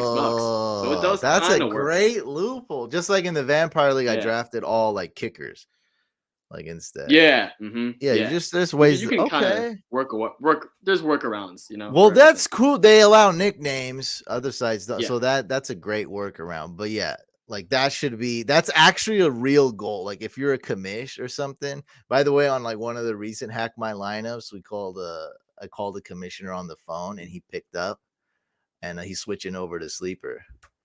Oh, no kidding! Wow, nice. Yeah, it was. I didn't know if he picked up on the first ring. So like That's it good. was Wow. cool. He was on well, they were more desperate. They were on NFL platform, which is even worse than ESPN. Oh yeah, So yeah. I was like, bro, let me get let me get the commissioner's number. Like called him live right there and he picked up. It was great. It was awesome. Awesome call. Nothing funny though, like nothing crazy though. I didn't do my Russian accent and nothing. Like I just a straight call. You're the reason I switched to Sleeper this year, and all my other leagues are switching next year. Let's go. Get it done. Good move. Good Let's move. go. All right. So I do have specific strategies. Sushane maybe will add to some of the dynasty stuff. I mean, he's got probably more strategies to add to what I have written down here. So for example, again, just really quick summary. I want to write down my goals, know my goals. What am I doing in my leagues, right? Like in Dynasty, I want to win, but am I win now? Am I win later, for example? Write down specific goals. How am I going to achieve that? So I'm in a vampire league. I'm the vampire. I didn't get to draft. I get all sloppy seconds off the waivers. A lot of times, bro, the people in my league are shocked on what I do. They're just completely like surprised on every move I make. That's because they don't know the goals. It's not their job to know the vampires' goals, but they're not even thinking like this. So I wrote down my goals. Maybe I'm wrong. Maybe I'm right. There's not a lot of literature online on vampire leagues. I think this is my strategy. And I literally have only one goal in Vampire League. Of course, I want to win the league. Like, duh. Like, don't like, let's obvious goal. A strategy goal is what you're saying. My specific goal, or a short-term goal, a specific goal, like not the duh goal. Yeah, gotcha. It's only one, and it's to steal players ASAP. Now that you can make that into like a pyramid or one of those charts that have a lot of sub goals. But what does that mean and why? So I steal players ASAP. So I mean, soon as possible. So the following week, this week, in 2 weeks, I want to steal players. I feel like every time I steal a player, it's like getting 3 wins. Number one, the team I steal a player from gets worse. I make my opponents weaker. Number two, my team gets better. What better way to improve your team than you could just get a free trade, right? I traded Tyler Higbee for Kelsey. I won. Come on. There you go. I literally did that. That's literally what I did 2 weeks ago. So my team gets stronger. Number 3, if I steal a player, that means I'm getting a win. So if you don't know the vampire, every time I win, I steal a player off their team, and then I have to give them a player at that position that I started. And so people are like, why'd you steal Jalen Hurts? Like I'm like, not because it was smart, not to win next week. And guess what? I won the next week. And then I stole Kelsey. And so people are like, what? Like, why'd you steal Derrick Henry and not Diggs? Look, it could be the dumb decision. I'm not even saying I'm right or wrong. All I'm saying is I wrote down my goals. I know what I'm doing and I'm going after it. That's all I'm saying. And I think you should too. I got you. I was like, I stole Derrick Henry because Diggs doesn't play next week. Henry does. I'm trying to win this week and achieve my goal, which is to steal a player ASAP. That's all I'm trying to do. Steal a player ASAP, steal a player ASAP, steal a player ASAP. And there's a lot of other strategies. Also, like if I were to steal and I stole one player from every position, bro. I stole one quarterback, one running back, one tight end, and one wide receiver. That way, when I do steal another player, I give him that scrub player that I got off waivers. You know what I mean? So if I stole Diggs, that means I would have to give them Diggs if I wanted another wide receiver, right? So like I can find a wide receiver too. I can find a RB2. So that's why everything's a strategy. That's what when you know your specific strategies, you can accomplish them way better. And in a vampire league, that's a perfect example. Sometimes like some people are like in a 10-team redraft. Yeah, your goals matter way less in that. That's why it's the most simplest league. That's why children play in that league. Nothing wrong with that. I'm just saying, like, when people go, oh, the goal is to win, duh. Yeah, if you're in a 10-team redraft league, it's kind of that league is duh. That's what a 10-team redraft is. It's duh. There's no like just draft players and play. Like there's nothing to it. That's why children play it. And you're doing other types of leagues, you're doing big money leagues with big boys, it's different. You might want different goals. Don't know what's up if you're a non-vampire, if you're a vampire hunter, but I think your goal should be to prevent the first goal. So don't let the vampire steal players. I think that should be the goal, because that should be your number one thing you're most scared of, is if you got a vampire like me who's steamrolling, snowballing, and just keeps stealing players and then ends up with this massive ultra team, becomes a super vampire. And if you steal a player from my roster, it's like, let's say you stole Christian McCaffrey, for example. It's, from my perspective, it's as good as saying CMC is out for the year now. Like that's how detrimental it is for my team. Yeah, so yeah, absolutely. It kills your team, and that means the vampire's probably going to win the league too. So you may want to kind of conspire against the vampire. Um, Maybe. Guillotine League, this is more of a theory. I think in a Guillotine League, you just want to draft a good team in general. I think it's pretty straightforward. But a Guillotine League, the team that scores the least amount of points each week gets cut, eliminated, deleted, exiled from the league. You theoretically want high floor, consistent players so you don't finish last. That's really the thing. You're not trying to beat one person. You're not trying to go head to head. You're just trying not to be the worst team that week. So theoretically, high floor. That's your goal. Best ball, you want boomer bust players, and you want to worry about bye weeks. I don't worry about bye weeks in any other league or format. Sometimes, I try not to get a backup tight end with the same bye week, a backup quarterback with the same bye week as my starting quarterback. Other than that, I don't worry about bye weeks. But in best ball, you cannot have 4 running backs with the same bye week. You'll probably lose because that week you'll take a big L and lose that week. So you want to be careful of bye weeks, consider injuries. You want those boomer bust players that just go off. Amari Cooper is kind of a boomer bust player, right? Like he's a good Yeah, he's becoming that. He's a I would good agree. best ball player. Yeah. There's some other pretty good best ball. Obviously, Justin Jefferson, he's a good player regardless, but he is kind of boomer bust in a way too. He's good in best ball. Tyreek Hill was kind of like a poster child of a Yeah, elite best ball guy for quite some time. Donovan Peoples Jones, more of a sleeper. Yep. That's a probably better Yep. best ball pick, especially when Deshaun Watson comes back. For sure. Terrace Marshall, I drafted him. We'll Terrace see if Marshall. he's worth more than a 0. But yeah, Terrace. Then He could again, put some deep Davis sleeper, together. We'll see. We'll see. deep sleeper. Yeah. Shallow leagues, you want a goal here. I think it's to completely punt the bench. So if you're in an 8-team league, do not worry about your bench at all. It's not really something you're going to do necessarily. It's just more of a mindset. And the mindset is to just get elite players at that position. It's okay to reach for Josh Allen. It's okay to reach for Travis Kelce and just get studs. Do not worry about your bench. In an 8-team league, I would literally trade my entire bench for one elite player. I trade my whole bench for Justin Jefferson. I trade my whole bench for a guy like Saquon Barkley. I'd do it because you can go to waivers and find great players on waivers. Like Jacoby Myers. No, you can find way better than Jacoby Myers, bro. Waivers have like 8-team league, like maybe Mike Thomas is on waivers. Like Chris Olave could be on waivers. Like there's some dope names on waivers in an 8-team league. Now, I don't think we're at the point yet where we can give the same advice to a 10-team league, but I think we're trending in that direction because I'm looking at some 10-team leagues and there are definitely some options on waivers each week that I see. Yeah, So in I a don't think we're there 10-team yet, but it's league, close. it's just not as extreme. Yes, a 10-team league is the same theory. It's just not as extreme. But yeah, no, I've done that. So I've done the ghost draft I did where the guy paid me to draft and he couldn't make his draft. I did that strategy. I got Travis Kelce, Justin Jefferson. Like I got the top at the Mhm. positions, right? I lucked out and got Kyler Murray, who was like the very end of the draft. That was a little bit of luck because there was a Broncos fan that reached for Russell Wilson. So like Russell Wilson was like the 8th QB off the board. And then Kyler Murray was like the 9th QB off the board. So I lucked out. Nice. But that was my strategy, just to get the top at every position.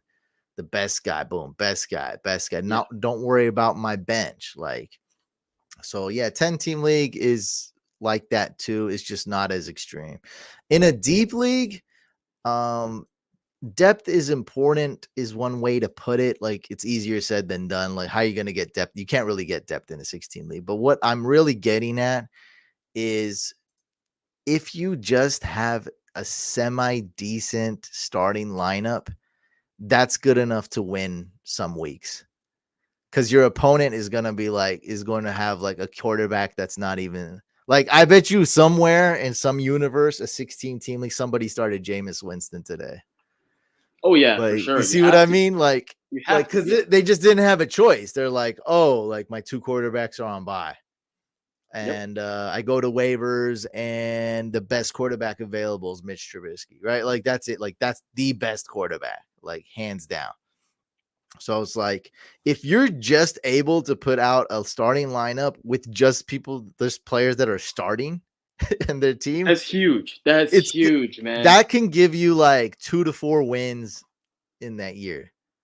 And trust me, Easily. a win is huge in fantasy. It's even bigger than in real life because in real life you got 18-week season. In fantasy, it's basically a 14-week season.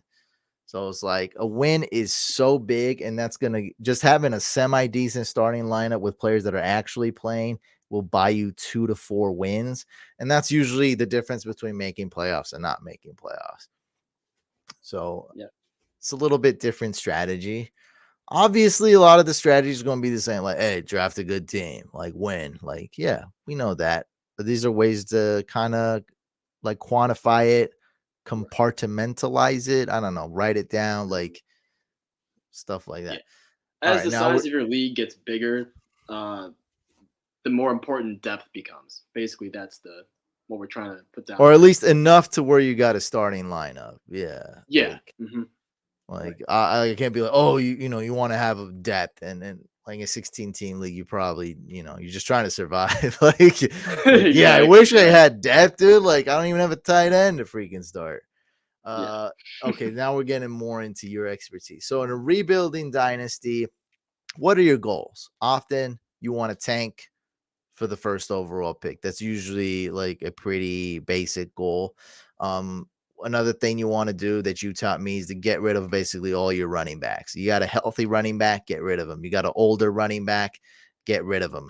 Derrick Henry, get rid of him. Alvin Kamara, get rid of them. They're off that rookie contract, right?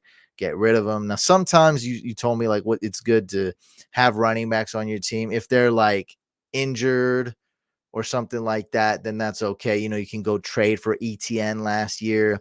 Some people went and traded for Cam Akers for super, super cheap, took that risk, but that's getting you 0 points and won't ruin your tank. Any other goals or strategies for rebuilding dynasty team?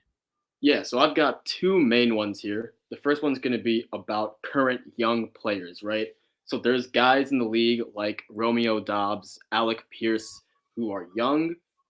They're producing, they're doing pretty well, and you can still buy them for a low price. While the price is not going to be as low as the guy who drafted him in the second or third round of a rookie draft, you're going to have to probably pay that price or maybe a second and a third or something to get these guys. That is still a good deal for you because these players can easily ascend in a year's time to the point where you're not winning this year anyway because you're rebuilding. By the time 365 days pass, those guys are worth first round picks plus for your team. And that's what you want to do. You want to just attain value, hoard value. But how about if they end up being like busts? You're saying it's worth that risk? It's worth that risk because you're not we're not asking you to go purchase Justin Jefferson, right? You're not going to give up a huge pick or a huge Throw out haul a to get name, these like types of guys. go back a year or two ago. Like who would be Sure. So Elijah Moore would be a good one from last year. Let's before see. he started kind of coming on, Yeah, probably before he would be started coming on. best. Yeah. Even Rashad Bateman before Hollywood Brown got traded, that would have been a good one.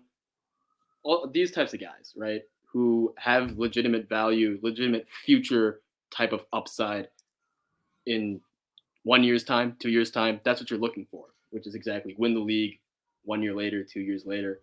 And then the last tip, and this is the most important one, is if you're rebuilding and you're gonna go through heavy rookies or try to rebuild through rookie picks and then shift those picks into players later on, that's fine. But you gotta at least know what's there. What I always say is this: you can get rookie picks, but never assume you'll be able to trade those picks because now that they're on your team, you should at least have a plan in place in case you cannot trade anything, in case the whole league just goes trade ghost on you and won't do anything anymore.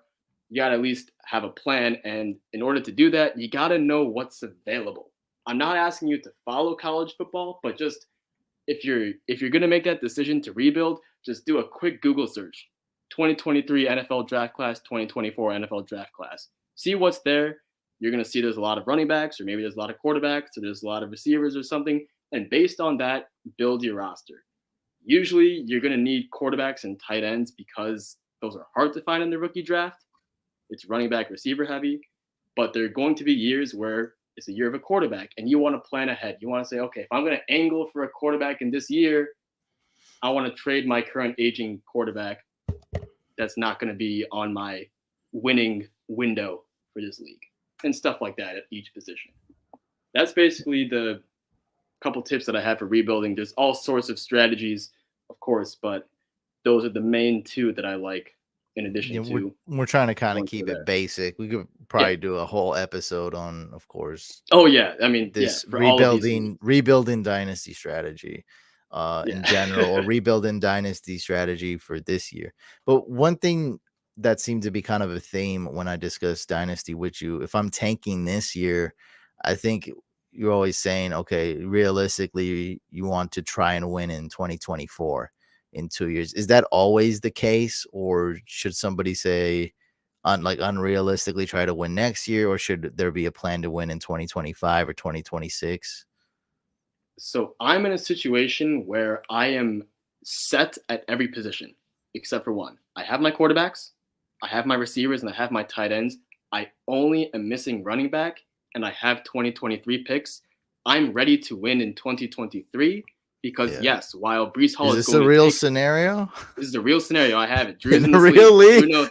Drew It's is in not this like league. that He in knows it. Empire, is it? I think you're No, missing not an everything Empire. in it. Nah. Okay. You And can then, ask. You but can this is ask a Drew about this real, one. I This like is a real real league. example. This is a real league, This real is a real example where you're good to go except for running back. I've got Mahomes, Lawrence. I've got AJ Brown, Jamar Chase, That's real nice. Elijah Moore. I've got Traylon. I got some guys there as well. Bateman.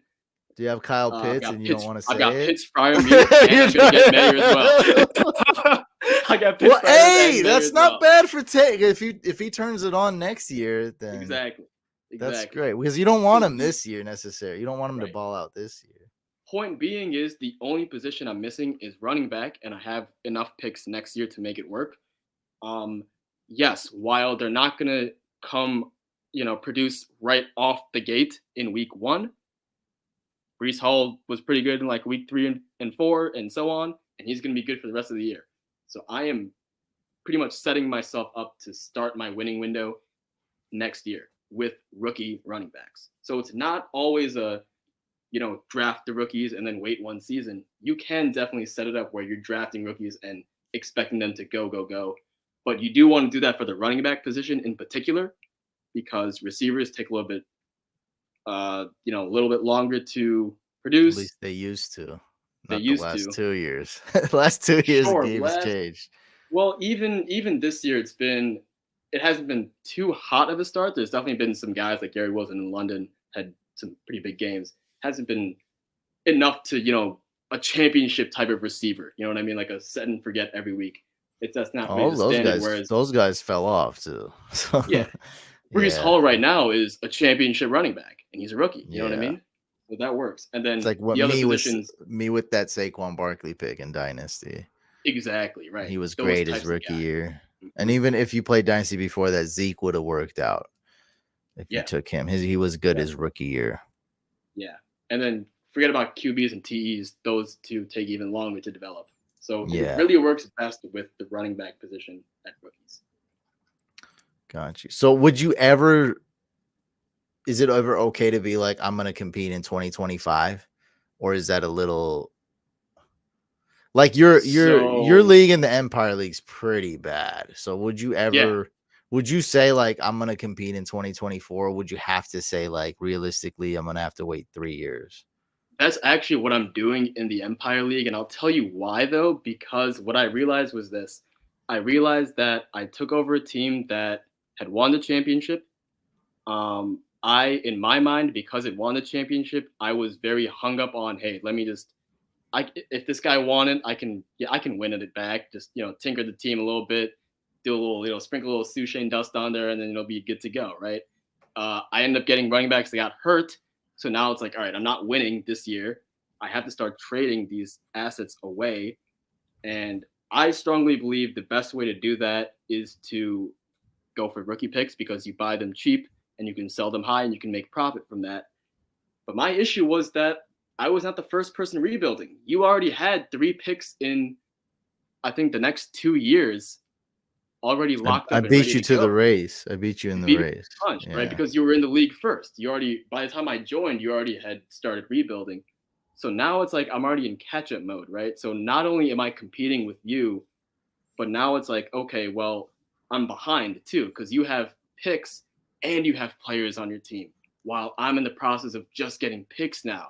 So what I had to do was I'm like, all right, Couch is going to go for a 2022, 2023, 2024 type of class because I see you have picks up until that year. I got to go for 23, 24, 25. So that's what I'm doing. I'm trying to set up for one. I'm trying to stagger my picks 1 year off you so I can at least kind of catch up. I know I'm going to be 1 year delayed from your winning window, but I need that extra year to catch up on the assets so I can at least build a team that can compete with yours, even if it takes me 1 year longer to make it happen.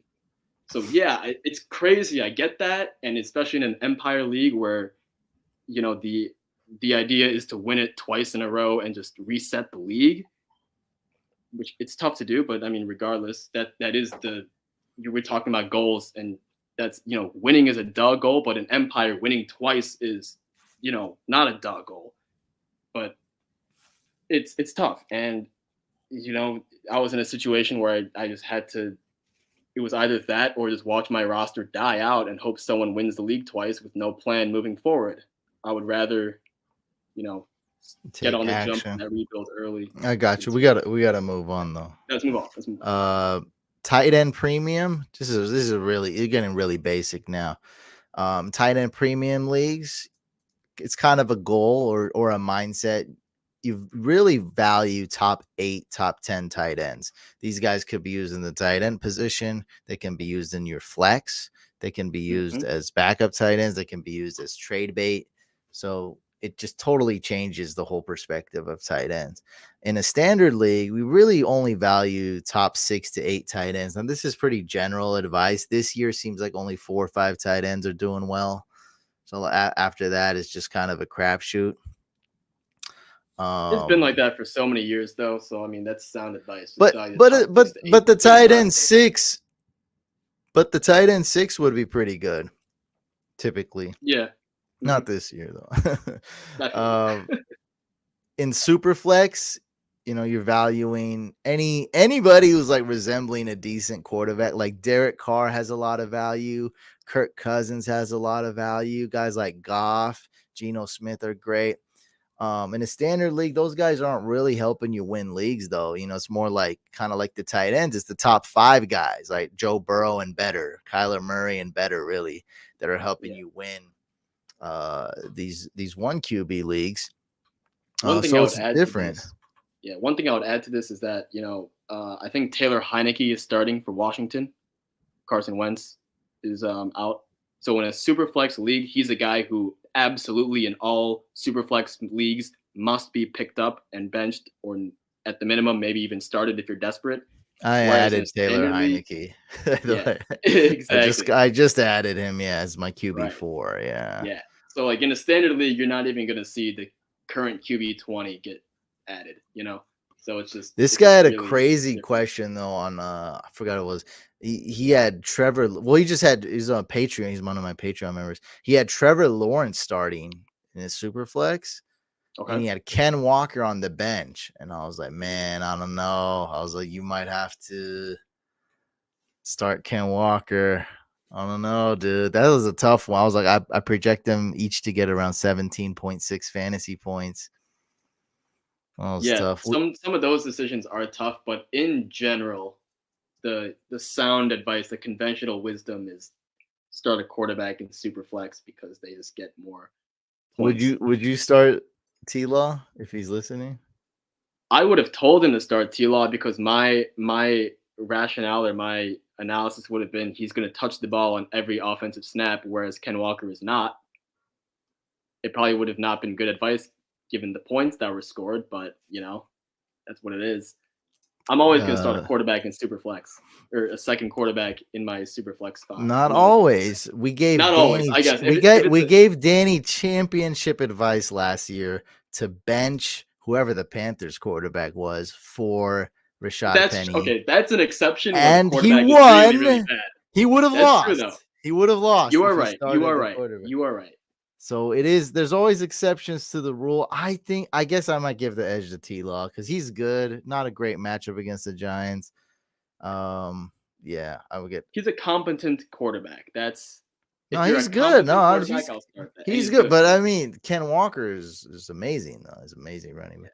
So Big Jim Jean, our German correspondent in Germany, just waking up to the news that CMC got traded. So you got a little, I don't know. I don't even know if this is a meme. I think this is just a factual picture. I think this is just this is just what's gonna go.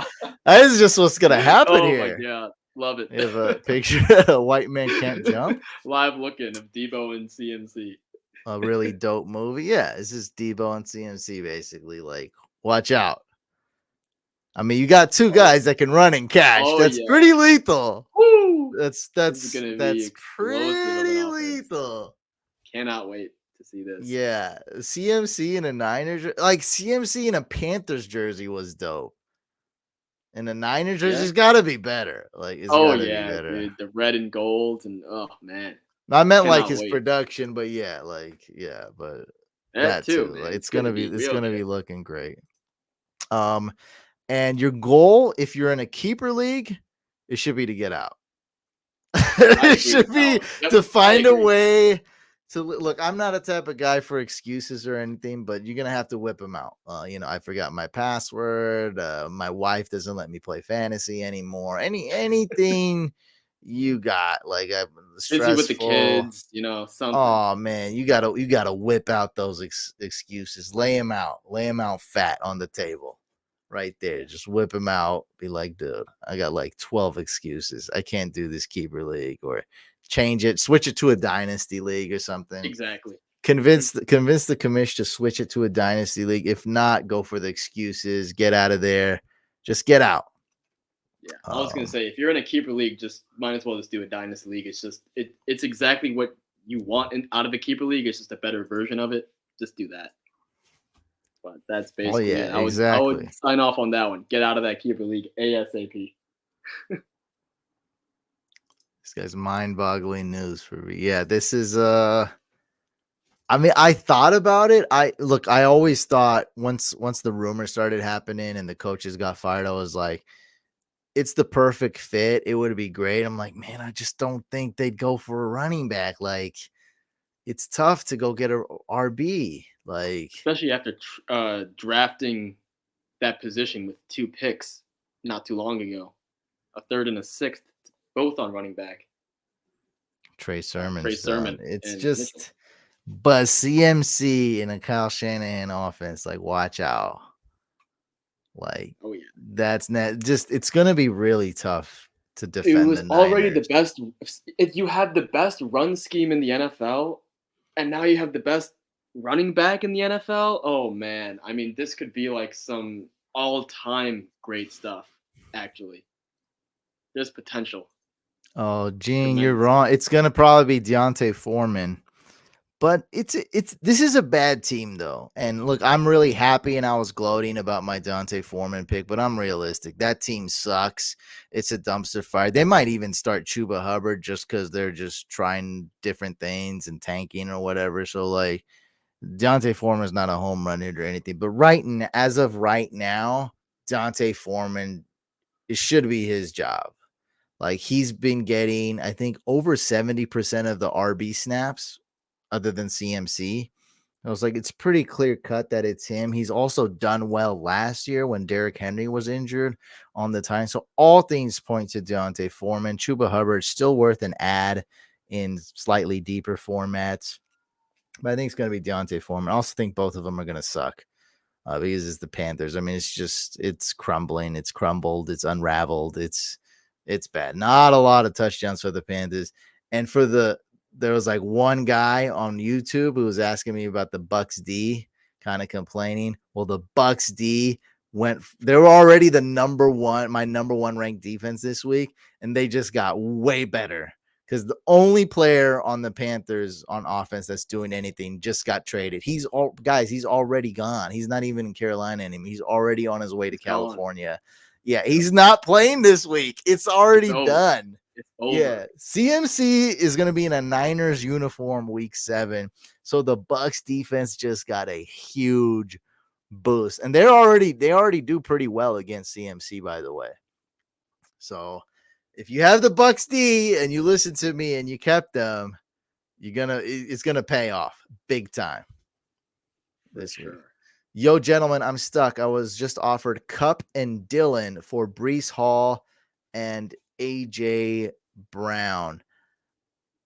I would stick with Breece Hall and AJ Brown. Same. Yep. I don't think the difference between AJ Brown and Kupp's points is enough, and Breece Hall is way better than Dillon. That's how I would do it. It's big. Here's my thing. Kupp is older, already been on the questionable list on the injury reports. I see. Okay. You always note that down, right? Because to some people, the trade's like here, right? This is why he's asking the question.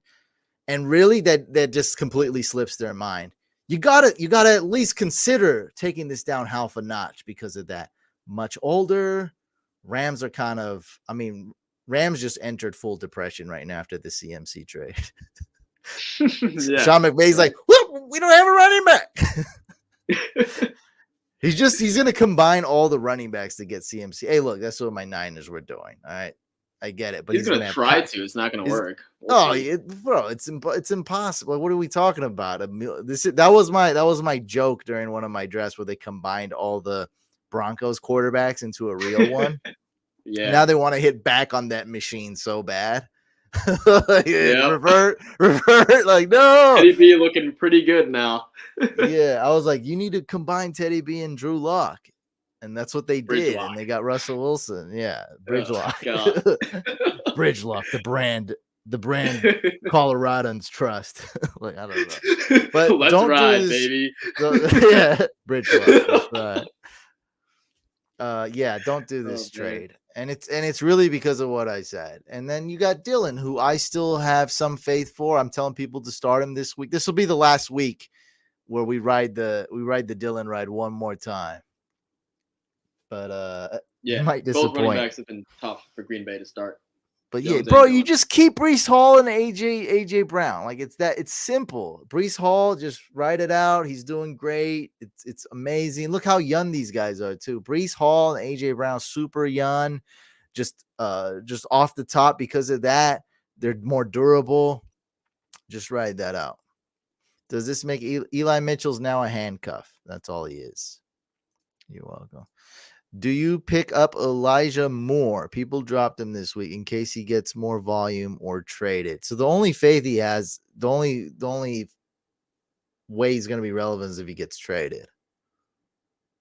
Because it's not. I would not add him. It's not just because he's not doing well. All Jets receivers are dead. All of them. That's how the team is. It's just a run and defensive based team, and they're winning that way. Why would just how it is. Formula? Yeah. It's just formula. So it's just tough. How it is. Corey Davis is the best receiver on the Jets. Yeah. And he's not doing that well. 7 fantasy points ain't gonna cut it. So it's like you would only be doing that. And that's the thing is like I actually thought, and some of this is because of how you taught me how to play Dynasty. I actually thought like CMC should get traded and has a good chance of getting traded. That's why I picked up Deontay Foreman in a bunch of leagues. I don't know if they're going to trade Elijah Moore. Like, I don't know. What would you put a percentage? Would you say 30% chance they trade him? That's way too high. We talked about it earlier. You have no obligation to do that. You know? No, I don't think they are. Yeah. I mean, it's a small, let's just say it's a small chance then. So you're saying way less than 30. Yeah. So for that, you may not want to add him, especially during these bye weeks and whatnot. Yeah. Tyler Algier. Come on. You guys know I'm a certified Tyler Algier hater from day 1, day 0. Same, baby. So, I mean, do you think it's, bro, he's a bad football player. This guy's really asking me if he should pick up Deontay Foreman. What are you doing, dog? Like, are you part of the family? Are you part of the couch fam? Or? Have you not been listening for the last Yeah, however long we've Yeah, been this on, guy almost just 2 came hours into now. the Come on. building and put on a couch fam sticker and is pretending to be part of the family reunion. Like, get out of here, bro. You're not getting any turkey, nothing. No sides, DJ no Duvernay. yams, no nothing. Come on, bro. Like, what are you doing? Answer is yes, though. Yeah, I mean, just go at Dante Foreman. Yeah, Yeah, just go at him. Like, no brainer. I'm not saying it's a home run hit or anything, but like he's definitely worth adding in every league. Would you start James Robinson or Jamal Williams or Kareem Hunt? Kareem Not Hunt goes against the Kareem leaning Ravens. Jamal. Ugh, that's a tough one. What say you? So if Swift is out, start Jamal Williams. I guess you're gonna have to start James Robinson. All three options suck. And here's Yeah. here's what you're gonna do. This is quite detailed. I get it. It's low percentage chance. You start James Robinson, more than likely. If he does well, he won't. But if he does, trade him right after this game. Boom. That's 2 wins. Oh, good move. I like it. Savvy, savvy. It's smart. Dante Foreman or Antonio Gibson, 20-man league, non-PPR. So we got different types of goals in this league. Deontay Foreman going against the Bucks, that's not that great. And then we have Antonio Gibson going Who's now against the the Packers. RB3 in terms of just shares. Yeah, but he's pass catching and this and that. I think we go. Oh, it's well. Look, you know what kind of it's Dante Foreman's. It's non PPR. So the Yeah. Okay. 5 carries that guy's gonna get you is not gonna cut it. Yeah. And You're Tony, I right. mean, 5 Catch. carries is probably generous. He It might is. not get Thanks. 5 carries. Yikes. So we're going Deontay Foreman. All right, guys, we're gonna end it there. Christian McCaffrey is on the Niners. I'm gonna go watch some Niners football this week, have some fun. That's going to be great. Hopefully, you guys enjoyed this show. We're live on YouTube. We're live on Twitch. The podcast is also available on Spotify, Google Podcasts, of course, Apple Podcasts, Stitcher, the whole shebang. Make sure you subscribe. Leave a funny review. Leave 5 stars. Really helps us out. All right, guys, go get a win this week. Peace out.